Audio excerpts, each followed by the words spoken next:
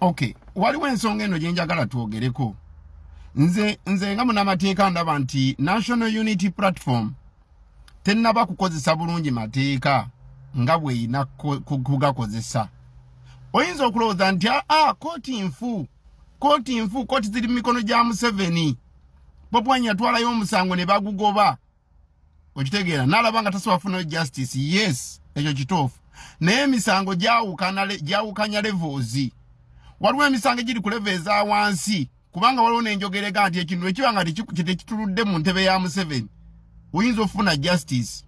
Ate oluusi ne bw'oguloopa ne gubeera ku likodi. Okitegeera n'amalwaliro mu Uganda kati mafu. Era omuntu asobola okugenda e Mulago ne bamuggyamu ekibumba ne bamuggyamu ensigo ne bagitwala ebweru, naye kati abantu basigala tibagenda mu malwaliro, bagaana okugenda mu malwaliro kuba amalwaliro mafu. Ne diguli za Uganda nazo nfu. Kati abaana balema okusomera okuba diguli za Uganda nfu. Okitegeera. So era tulabagenda e Mulago abamu ne bawona, abalala bagenzi balina obuwundu butono ne bagenda mu theater mba balongoosa ne baba ne bafulumya nti bafudde. Nga lipooti emuze nga muziwulira. Okitegeera ekigambo ekyo. Naye ekyo tekijjaawo bantu kugenda mu malwaliro. Tekijjaawo baana kugenda mu university wadde nga diguli za Uganda nazo nfu. Otegeera ekigambo ekyo. So National Unity Platform tennakozesa bulungi mateeka okugeza. Njaga nabasaba nti basuwinge Electoral Commission nga bagisaba ebawe eyongereyo obudde baleete candidate abalaba basimbe ku bifo ebyo. Ekintu kino kiyamba ki? Ekintu ekyo actually ne kakati njagala bongereko basuwinge n'asiyo kuba luli asiyo yita nalabika nga tulowooza bamubuzaawo. Oluvannyuma lwa asiyo okulabika ono omusajja omugwe nawulidde ali eyo batumusiimo bayaani. Abo bonna abantu abaava mu kalulu be twali tulowooza nti bawambiddwa ne bavaamu nga kati balina na ku ground bali mu kkuutira be baali bavuganya akadingidi. Abo bonna beetaaga kutwala mu kkooti. Okitegeera bonna babakube mu kkooti aba National Unity Platform. Lwaki? Babakube mu kkooti nga babavunaana omusango gwa fraud, omusango gw'obufere nga ne misrepresentation nga beeyita kye batali. Olina ajja mu kibiina ekirina legal entity ekirina business zaakyo ez'ebyobufuzi n'agamba mumpe kaadi ngenda kuvuganya gundi. N'alinda ku lunaku olw'okwewandiisa ne yeekweka. Obwo buba bufere mu mateeka ga Uganda era bwe mumukuba mu kkooti esobola omusingisa omusango ogw'obufere. Omusango bayinza okugulemesa okusalibwa ne kitwala ebbanga ddene nga tebagusaze. Naye kikulu kitekawo president nti abaddako okujja okusaba kaadi mu kibiina bajja kujja nga bamaliridde okuvuganya. Oba okubawa sufficient notice nga bagenda kuva mu kukozesa kaadi yammwe. Ng'abantu bali ababiri omukyala n'omusajja bawandiika ebbaluwa nga bategeeza Nuupu tebajja kusobola kuvuganya nga n'obudde bukyaliyo.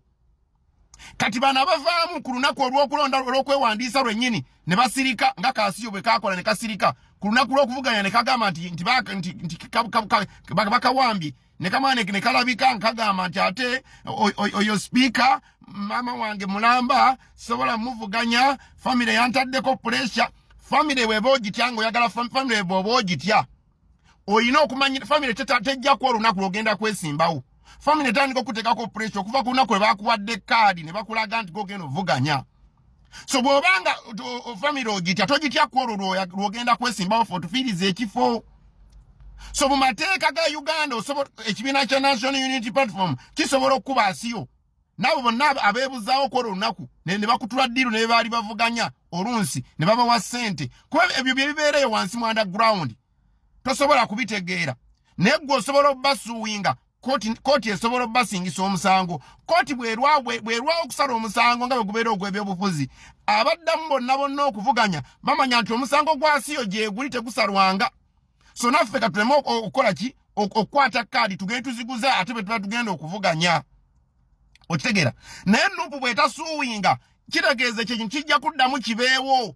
Oli ajja abazannyireko mumpe kaadi bamale ogimuwa ate nze babampambye abule ku lunaku lw'okwewandiisa ye bamuggyemu dda bamuwadde emiliyoni 10, emiliyoni 2, emitwalo 5 ate nga ekibiina kya National Unity Platform weekiri ku lwa musaayi gw'abantu abali mu makomera n'abali mu ttaka.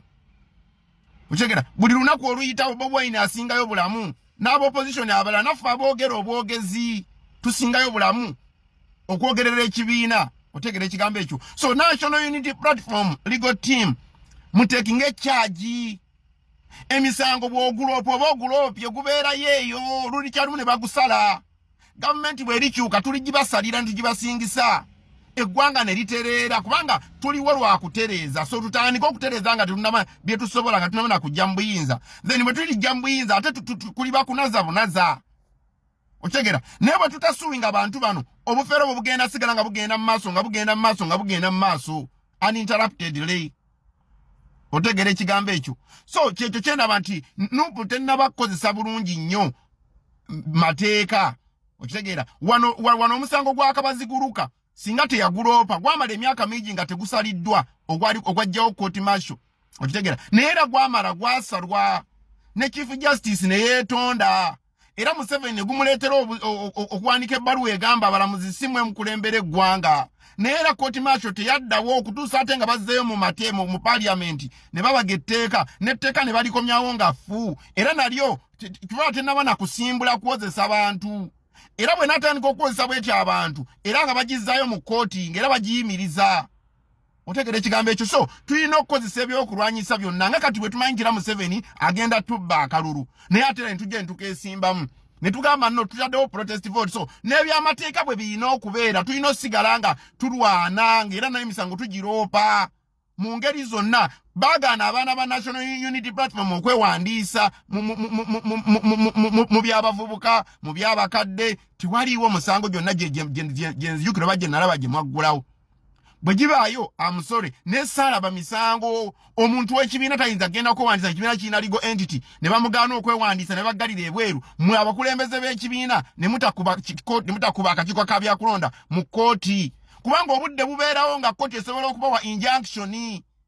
Kooti esobola okubawa injunction eyimiriza akakiiko ka Electoral Commission ogenda ku step eziddako ng'abantu bamwe baggalidde ebweru mu ngeri y'ekivandulo bw'ekyo nga kamera tuzirina video weeziri nga n'abesimbyewo weebali nga mwabaveti nga ne mbawa zikaadi.